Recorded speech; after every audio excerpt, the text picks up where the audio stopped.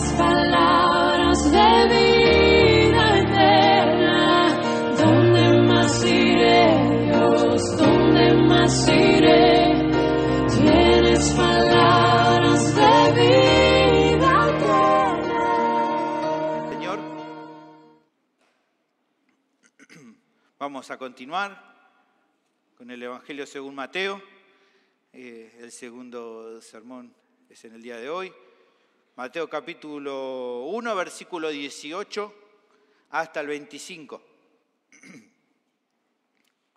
El título del sermón es El Salvador que vino del cielo.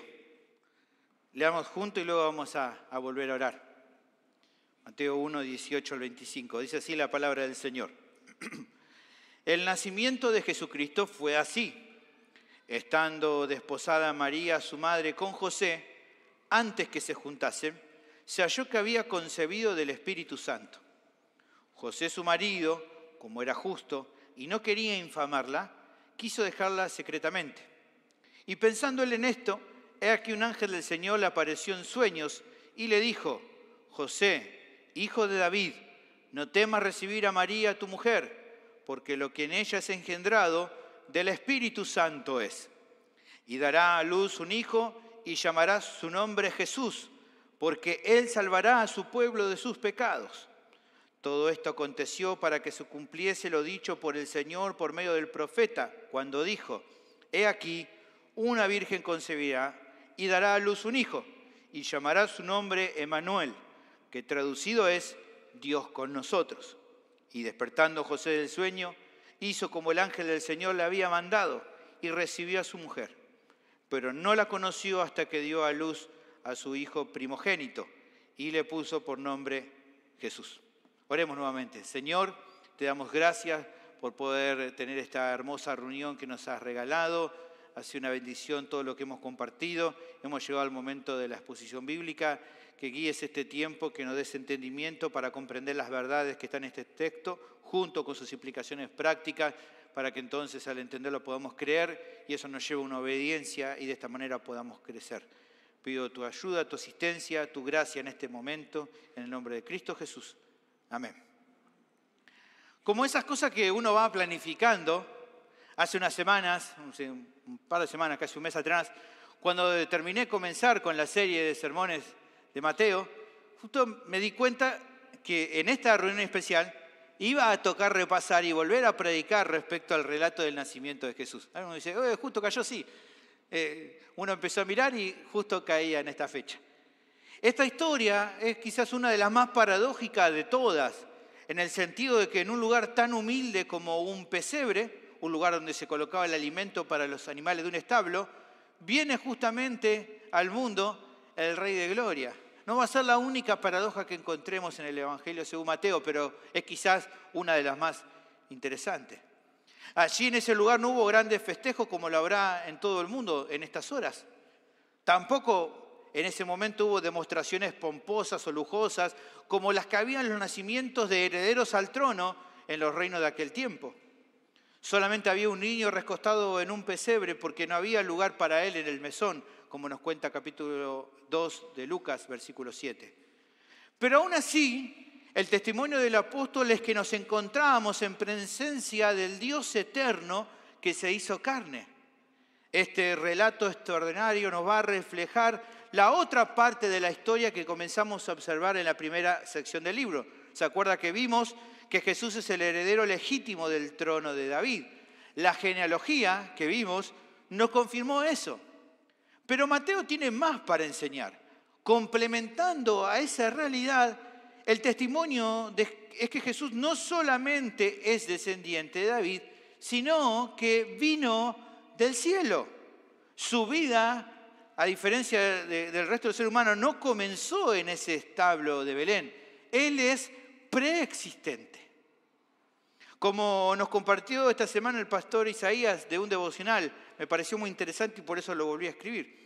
Dice en ese devocional, su nacimiento no fue el origen de una nueva persona, sino la venida al mundo de una persona infinitamente anciana.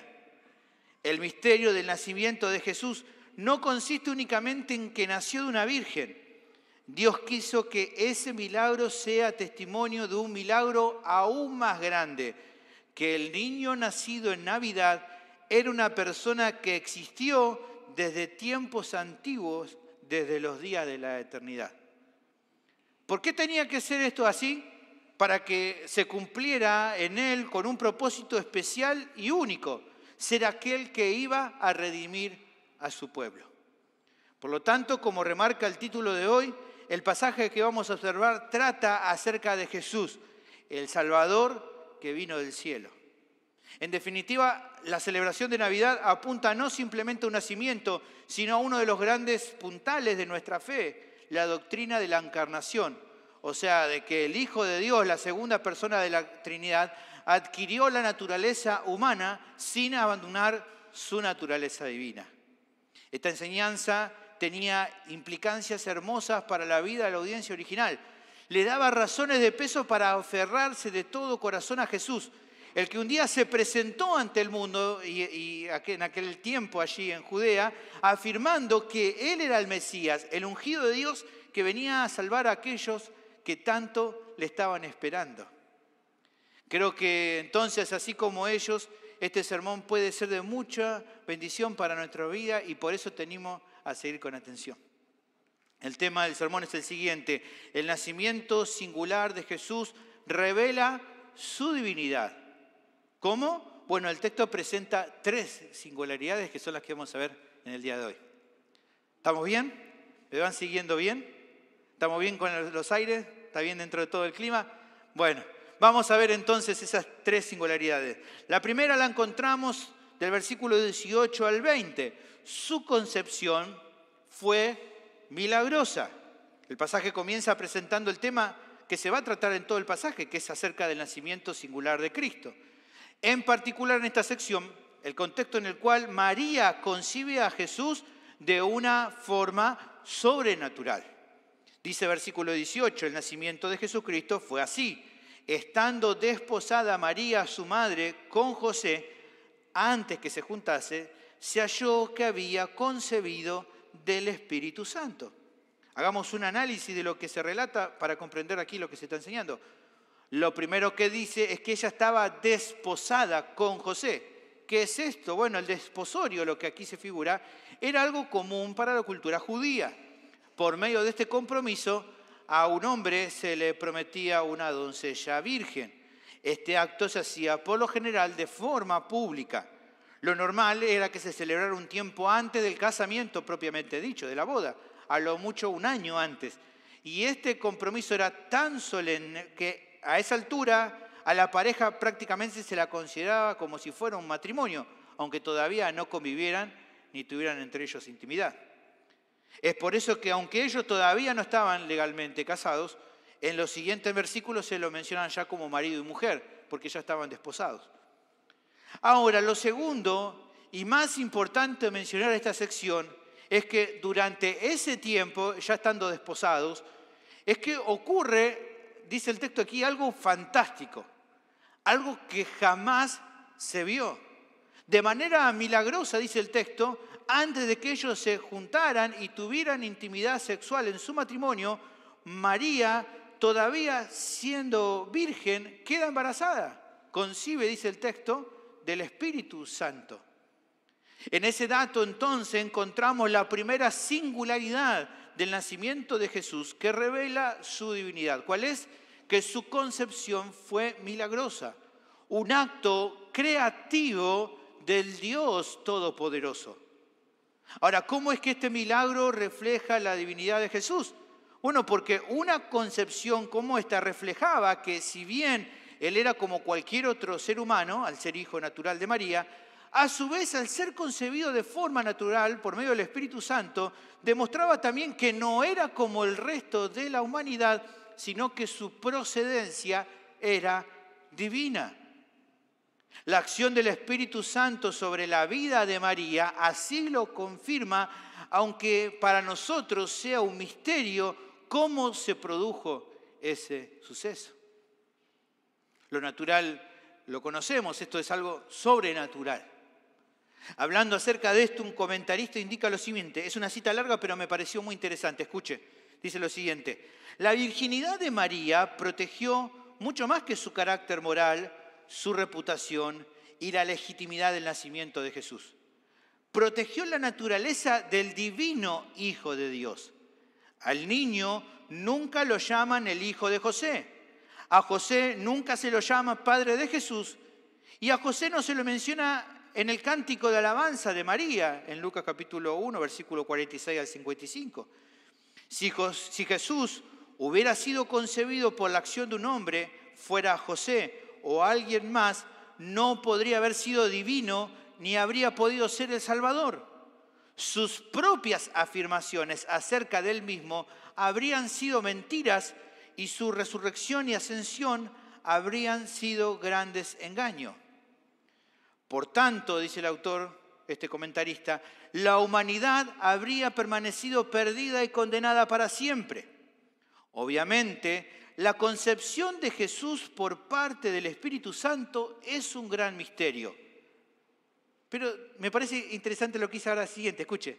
Incluso si el Señor hubiera querido hacerlo, ¿cómo podía Dios habernos explicado en términos que pudiéramos comprender el modo en que tal mezcla de lo divino y humano pudo haberse logrado?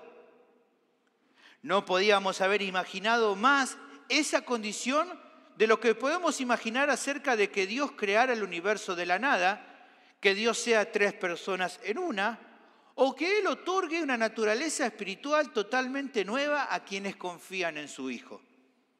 Comprender tales asuntos tendrá que esperar hasta que lleguemos al cielo, cuando veremos a nuestro Señor cara a cara y conoceremos exactamente cómo hemos sido conocidos por completo, como menciona 1 Corintios 13:12.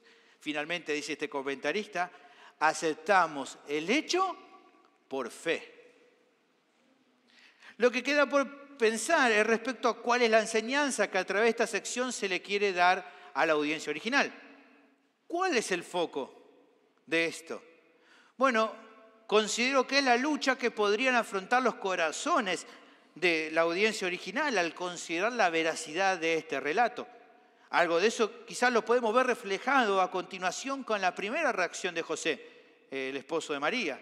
Dice versículo 19, José, su marido, como era justo y no quería infamarla, quiso dejarla secretamente. Como vemos por medio del relato paralelo del Evangelio de Lucas, sabemos que María había recibido con anterioridad a quedar embarazada la noticia de su concepción milagrosa. Un ángel ya le había avisado de lo que iba a pasar. Me parece interesante leer Lucas capítulo 1, versículo 26 al 35, como para ver y complementar los relatos. Dice aquí en Lucas 1, 26, al sexto mes el ángel Gabriel fue enviado por Dios a una ciudad de Galilea llamada Nazaret, y a una virgen desposada con un varón que se llamaba José, de la casa de David, y el nombre de la virgen era María. Y entrando el ángel en donde ella estaba, dijo, salve, muy favorecida, el Señor es contigo, bendita tú entre las mujeres. Mas ella, cuando le vio, se turbó por sus palabras y pensaba qué salutación sería esta. Entonces el ángel le dijo, María, no temas, porque has hallado gracia delante de Dios. Y ahora concebirás en tu vientre y darás a luz un hijo, y llamarás su nombre Jesús. Este será grande y será llamado Hijo del Altísimo, y el Señor Dios le dará el trono de David, su padre, y reinará sobre la casa de Jacob para siempre, y su reino no tendrá fin. Entonces María dijo al ángel, ¿cómo será esto? Pues no conozco varón. Respondiendo el ángel, le dijo, el Espíritu Santo vendrá sobre ti, y el poder del Altísimo te cubrirá con su sombra, por lo cual también el santo ser que nacerá será llamado Hijo de Dios. Por lo que vemos por el relato de Lucas, María mostró humildad en aceptar la voluntad de Dios y fe en creer que lo que el Señor dijo que iba a hacer se iba a cumplir en ella. Lucas 1:38 dice, entonces María dijo, he aquí la sierva del Señor, hágase conmigo conforme a tu palabra. Pero en el caso de José, podemos notar estupor, ya que la situación le sonaba algo inconcebible y por eso estaba reflexionando en cancelar la boda. Tenía dos opciones para tomar. La primera podía ser cancelar el compromiso, el desposorio públicamente con María, dando el motivo por el cual lo hacía. En este caso, una aparente infidelidad de ella, que la había llevado a este embarazo. Pero la Biblia dice aquí en el Evangelio según Mateo, que como José era un hombre justo, tenía pensado tomar otra alternativa. ¿Cuál era? Romper el vínculo con ella, pero de manera privada. Aquí el texto dice secretamente, para que ella no recibiera la vergüenza pública por lo que parecía que había hecho, que era haberle sido infiel. Ahora, en medio de esta situación complicada, el relato prosigue con el accionar de Dios. Versículo 20, y pensando él, José, en esto, en qué decisión iba a tomar, he aquí un ángel del Señor le apareció en sueños y le dijo, José, hijo de David, no temas recibir a María tu mujer, porque lo que en ella se ha engendrado del Espíritu Santo es. Dios, dice aquí el texto, envió un ángel que le trajo un mensaje en una visión a José mientras dormía. Lo primero que hace el ángel es darle aliento y aclararle la situación de su prometida. Le anima a que no rompa su compromiso con María, que no tuviera temor en tomarla como esposa, ya que verdaderamente le está confirmando ella no la había sido infiel, sino que el embarazo era tal y como seguramente ella le habrá comentado, que era una obra poderosa y milagrosa del Espíritu Santo, como vimos que María ya lo sabía desde antes. Por lo tanto, se le pide que reciba a su prometida en casa. Esta porción, entonces, considero que justamente brinda el énfasis en el cual la audiencia debía reflexionar.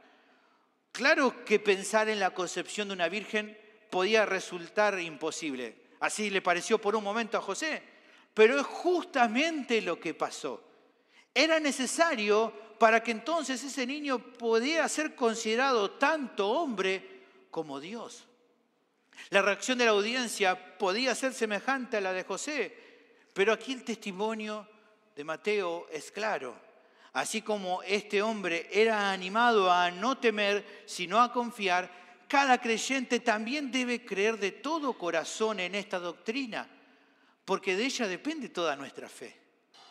¿Cuál es la exhortación para despejar las dudas que María, que José o que cualquier cristiano que genuinamente confía en la veracidad de la palabra ante este milagro? Bueno, la misma que el ángel le dio a la madre de Jesús y que es el que termina de cerrar este asunto. Lo que dice Lucas 1:37, que no hay nada imposible para Dios. Esto fue posible porque para Dios no hay nada imposible. Lamentablemente, lejos de defender y sostener esta realidad tan clara en la Escritura como es este milagro de la concepción virginal, muchas personas en la historia directamente la han cuestionado y se oponen al testimonio fiel de este relato en los evangelios. ¿Les parece imposible que pueda ocurrir algo así? Claro, porque no se puede explicar desde la lógica, desde lo natural. Y por eso se han escuchado en muchos tiempos, en muchos años, argumentos, alternativas que son absurdas, como buscando solucionar el conflicto que para ellos puede tener el no poder explicar este milagro, pero que no nace de un sano cuestionamiento como el que podía tener María o José, sino de una incredulidad muchas veces que está siendo fingida. Por ende, lo que a veces uno escucha como una argumentación muy técnica, intentando explicar este milagro e intentando mostrar que no lo es, bueno, lo que están haciendo es negar el hecho milagroso, porque aquí hubo un milagro y tenemos que decirlo como lo que es. Fue un milagro de Dios lo que pasó en la concepción de Jesús en el vientre de María. Sin embargo, para los creyentes genuinos, esta doctrina es fundamental y realmente no estamos dispuestos a transigir a las voces críticas que surgen, por más que vengan con muchas especulaciones y con palabras rimbombantes. Nuestra explicación, ¿cuál es a este relato? Fue un milagro. El Espíritu Santo hizo que María quedara embarazada de Jesús, porque así tenía que ser, porque para Dios no hay nada imposible. Confiamos con certeza plena en la concepción virginal de María como un milagro divino. ¿Por qué somos tan firmes en esto? Por un lado, porque si se duda de que fuera cierto, de la misma manera no habría problema con llegar a poner en tela de juicio cualquier otra parte de la Biblia donde se mencione otro relato literal y que de alguna manera no nos cierre, porque nos parezca que fuera imposible o no se explica de la lógica. Incluso relatos importantes como la creación, como la cruz o como la resurrección. Todos temas que la teología liberal ha refutado y sigue refutando. Eso contradice la convicción que tenemos sobre que la palabra de Dios no tiene fallas ni errores y que cuando se está relatando algo que evidentemente se lo ve como verdadero, es verdadero. Y punto, lo creemos porque la Biblia lo dice y la Biblia no falla. Por otra parte, el milagro de la concepción virginal es algo cierto y seguro porque, como vamos a ver en más detalle en la siguiente sección, era necesario para que Cristo pueda ser totalmente Dios y totalmente hombre y así ser el Salvador que los pecadores necesitaban. Por lo tanto, hermanos, hay que defender esta verdad central de nuestra fe ante los ataques de aquellos que rechazan este milagro. O sea, ¿qué estoy diciendo con esto? Quien no cree que Jesús es tanto 100% divino como 100% humano, no puede ser llamado hermano, por más que se diga a sí mismo cristiano. No es nuestro hermano. No podemos tener comunión con alguien que no crea que Jesús es completamente hombre y completamente Dios, porque esa persona no es un creyente genuino. Algo de eso lo podríamos leer, no hace falta, después léalo usted en 1 Juan capítulo 4, versículos 2 y 3. Hermanos, realmente es triste ver los lugares donde la teología liberal se ha impuesto y, por ejemplo, se cuestiona o rechaza esta enseñanza entre muchas otras. En esos lugares las iglesias están vacías. La predicación fiel no existe porque no se puede enseñar como verdad lo que no se cree que es verdad. Y lamentablemente el secularismo domina en esos lugares. Creo que el punto de esta parte es pensar y considerar, hermano, que el Señor nos ayude y nos guarde para mantenernos firmes en la verdad. La siguiente singularidad que el pasaje nos presenta es que su propósito fue especial. Versículo 21. El pasaje prosigue con una parte más del mensaje del ángel para José. Dice versículo 21, y dará a luz un hijo y llamarás su nombre Jesús, porque él salvará a su pueblo de sus pecados. Anteriormente el ángel le dio explicaciones acerca del milagro del embarazo de María. En este caso, primero le afirma que María va a dar lugar, ¿no? Le va a dar a luz un hijo varón. Le está diciendo, no hace falta, ¿no?, esperar hasta la ecografía. Ya sabe, no hizo ecografía porque ya sabía que iba a ser varón.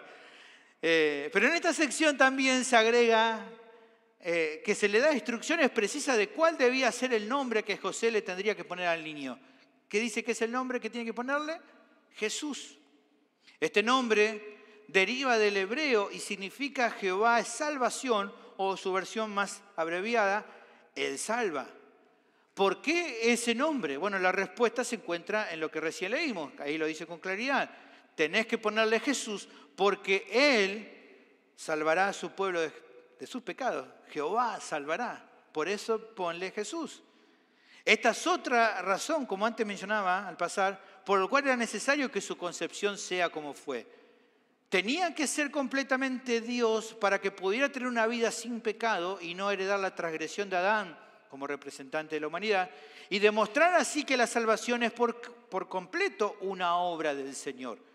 Pero a su vez se necesitaba que sea completamente hombre para que el Padre pudiera cargar sobre él los pecados de su pueblo, como un nuevo representante de todos los que creen en él. Algo como lo que Pablo anuncia en Romanos capítulo 5, versículo 15. Dice, pero el don no fue como la transgresión, porque si por la transgresión de aquel uno, está hablando de Adán, murieron los muchos, abundaron mucho más para los muchos la gracia y el don de Dios por la gracia de un hombre, Jesucristo. La realidad es entonces que Dios se encarnó, convivió con la humanidad pecadora, fue despreciado y vituperado, sufrió tentaciones semejantes a las nuestras, aunque nunca pecó, y al final de su ministerio terrenal recibió la muerte que todos nosotros merecíamos, como estaba adelantado y profetizado por el profeta Isaías en capítulo 53, versículo 6. Todos nosotros nos descarriamos como ovejas, cada cual se apartó por su camino, mas Jehová cargó en él, en el Hijo, el pecado de todos nosotros.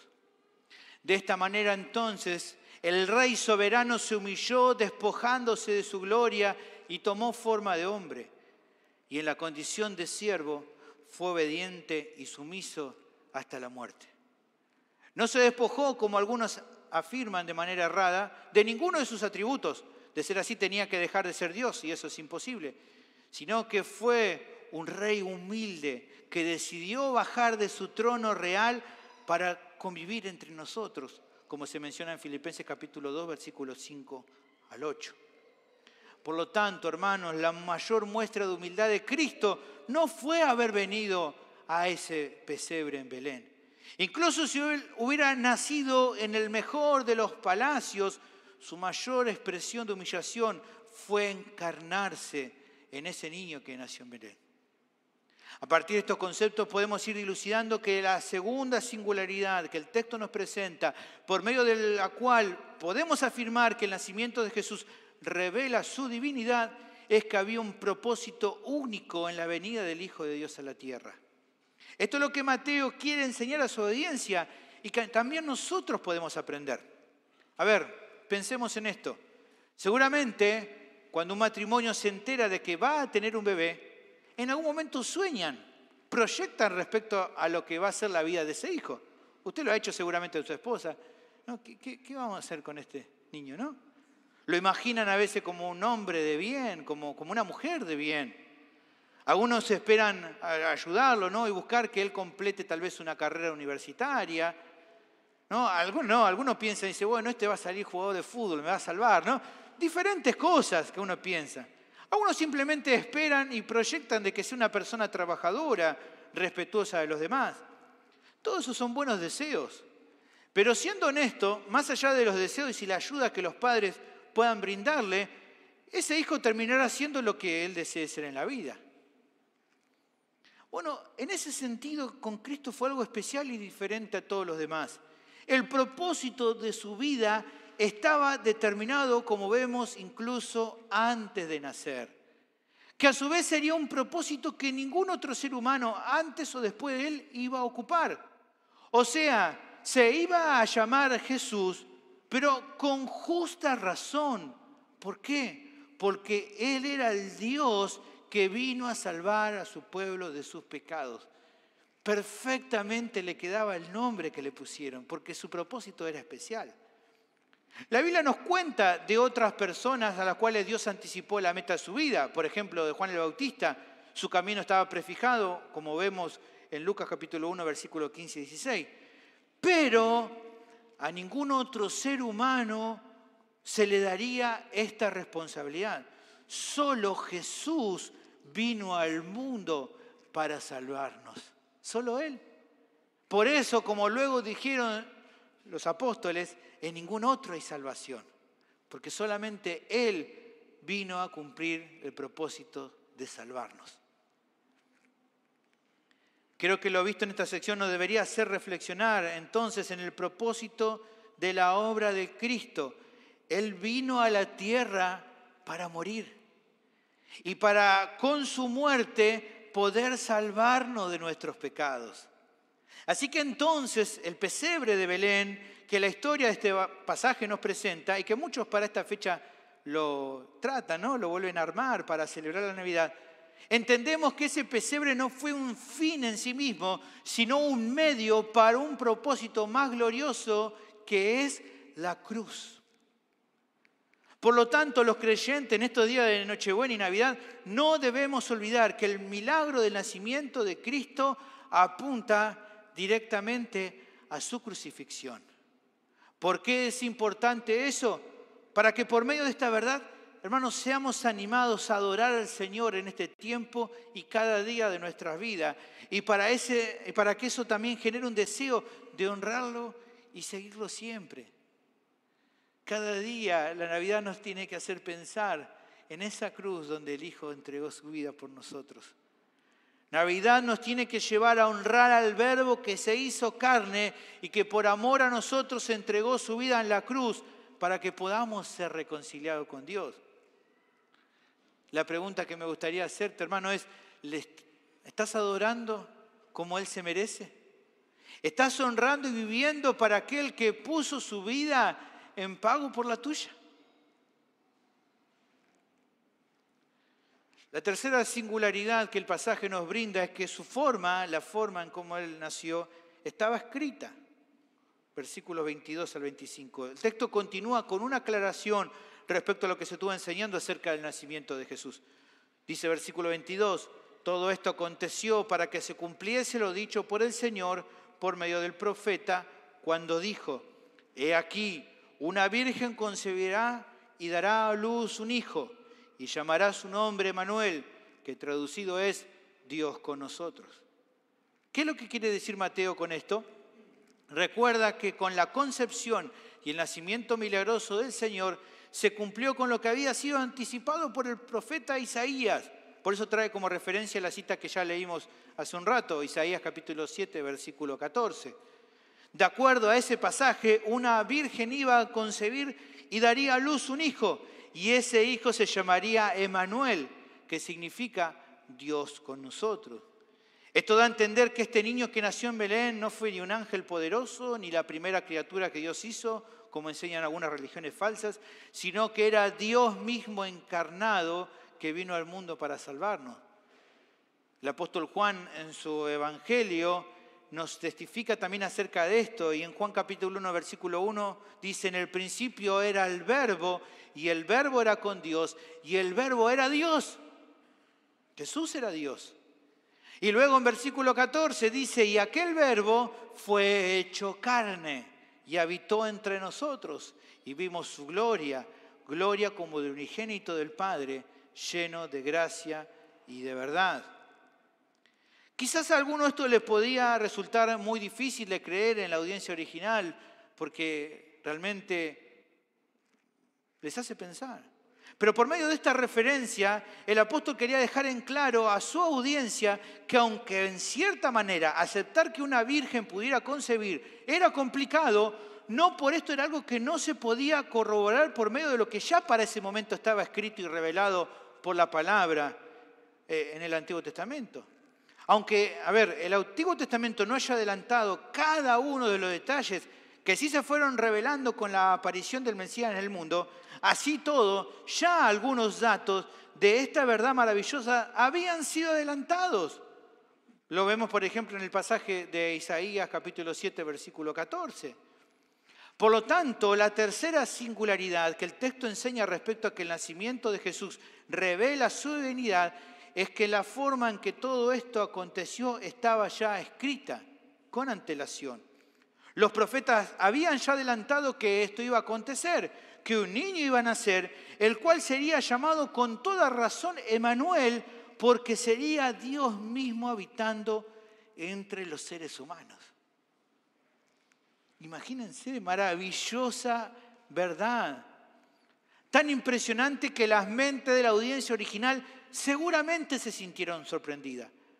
Habrán pensado, ¿cómo es posible que el Dios de Israel, ante el cual los montes temblaban, terrible en poder y santidad, pudiera habitar en medio de un pueblo pecador? Bueno, este es el milagro de la encarnación. Pero de ninguna manera alguien podía decir que esto ya no estaba escrito o fuera algo completamente desconocido hasta ese momento, como para tal vez objetarlo, como si se tratase de algo que inventó Jesús o sus apóstoles. No podían decir eso, porque los profetas mismos del Antiguo Testamento así lo anunciaron, como también recién leíamos Isaías capítulo 9, versículo 6. Porque un niño nos es nacido, hijo nos es dado, y el principado sobre su hombro, y se llamará su nombre admirable, consejero, Dios fuerte, Padre eterno, príncipe de paz. Incluso, hermanos, el mismo Antiguo Testamento no solo anticipaba que el nacimiento del Mesías sería especial, así como lo fue, sino que en Él, en Jesús, se cumplirían otras enseñanzas también terminadas de revelar en el Antiguo Testamento. Este niño era el profeta que tomaría el lugar de Moisés, anunciado en Deuteronomio 18:15 y revelado, explicado en Hechos capítulo 3, versículo 22. Él sería el descendiente de Abraham, en el cual serían benditas todas las naciones de la tierra, mencionado en Génesis 22:18 y explicado en Hechos 3:25 y en Gálatas 3:16. Él sería el heredero del trono de David, del cual su reinado no tendría fin, como se mencionaba en 2 Samuel 7:16 y explicado en Lucas 1:32 y 33. Él sería el siervo sufriente del que también habló el profeta Isaías en Isaías 53 y que es expresado por Pedro en 1 de Pedro 2:24. Ese bebé era el Señor que recibiría el derecho de poseer todo dado por su Señor, como fue anticipado en Salmo 110:1 y expresado y explicado en Hechos 2:34 y 36. Este niño es el Mesías, del cual la palabra de Dios nos muestra que nació en Belén de Judea, una ciudad pequeña y humilde, pero que en ella nacería el Salvador del mundo, como fue expresado en Miqueas capítulo 5, versículo 2, y como vamos a ver en mayor detalle en el próximo pasaje, en Mateo capítulo 2, versículo 4 y 6. Por más que algunos podían sentirse sorprendidos, el Antiguo Testamento lo expresaba. Por eso, como vamos a ver ahí ya en la siguiente sección, dice, y convocado todos los principales sacerdotes y los escribas del pueblo, les preguntó dónde había de nacer el Cristo. Y ellos les dijeron, lo sabían, dice, en Belén de Judea, porque así está escrito por el profeta. Y tú, Belén, de la tierra de Judá, no eres la más pequeña entre los príncipes de Judá, porque de ti saldrá un guiador que apacentará a mi pueblo Israel.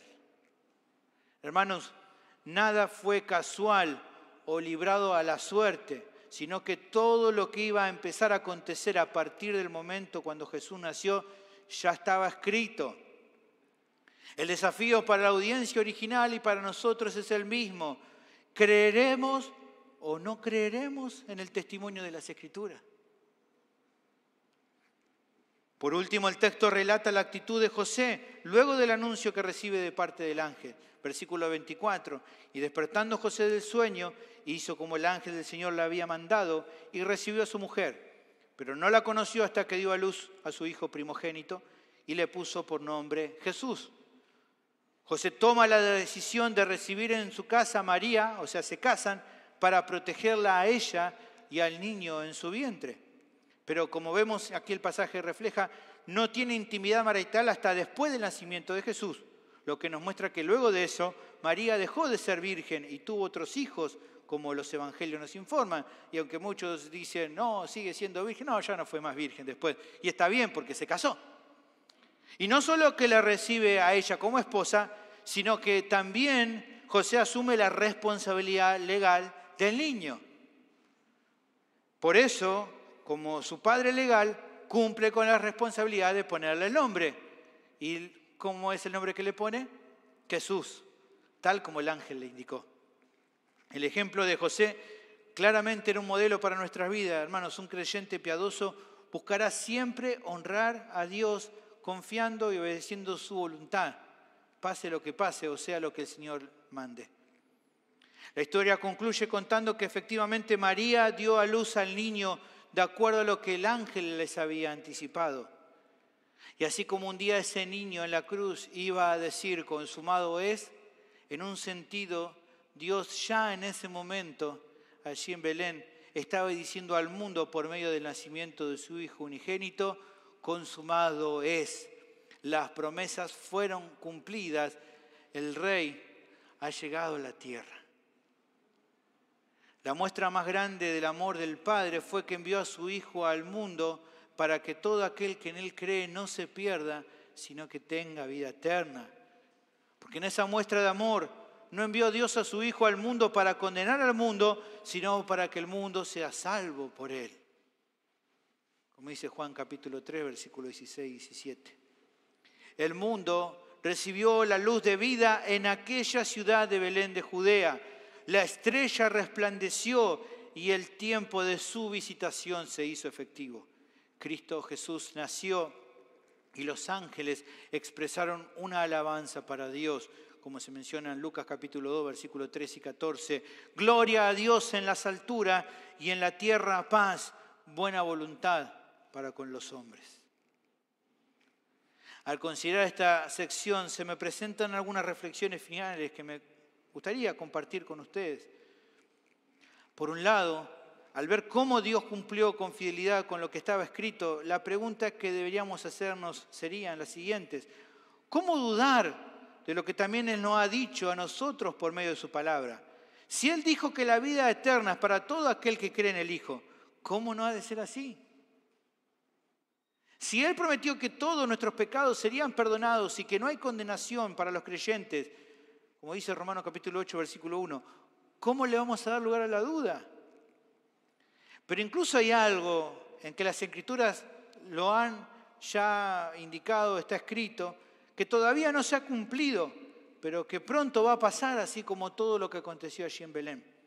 Si se nos ha prometido que pronto Jesús volverá, pero no ya como ese niño humilde, sino como el Rey poderoso que tomará posesión de todo lo que ha ganado a precio de su sangre, para retribuir a cada uno según sus obras y para glorificar a los suyos, como nos indica la Escritura. ¿Cómo no confiar y esperarlo con gozo y esperanza? Así como los creyentes antiguamente esperaron la venida del Mesías. Hermanos queridos, por otra parte, creo que el testimonio del apóstol Mateo es claro. El nacimiento de Jesús, junto con sus características especiales, no son un mito, no son una leyenda, no es un cuento de hadas, no es una historia imaginaria como muchas otras que se cuentan en este tiempo. Mateo, inspirado por el Espíritu Santo, se encargó de revelarnos que el nacimiento de Cristo fue un hecho completamente real y glorioso. Sin lugar a dudas, fue un antes y después en la historia. El mundo, llegando a esta fecha, busca motivos que le generen algo de alegría al celebrar la Navidad.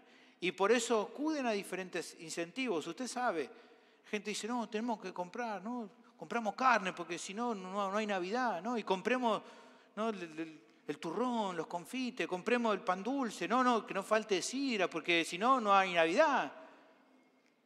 Miren, la gente no entiende que sin Jesús no hay razón para festejar nada.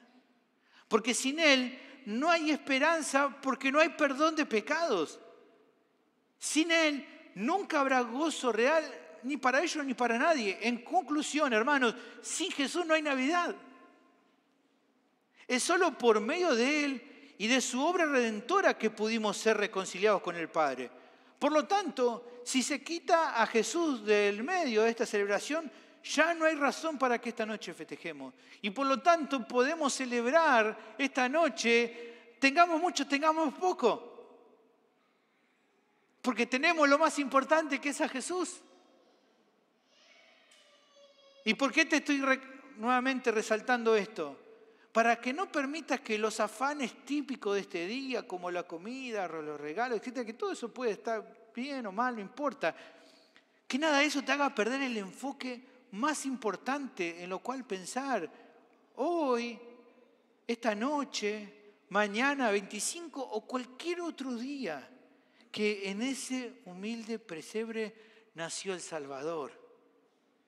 Que esta verdad te lleve a alabarle durante este festejo especial. Que así lo haga. Quien haga te va a perder el foco.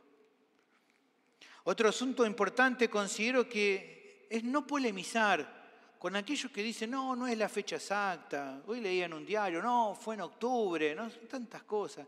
Algunos dicen, no, es una fiesta de origen pagano, no se puede celebrar el 25.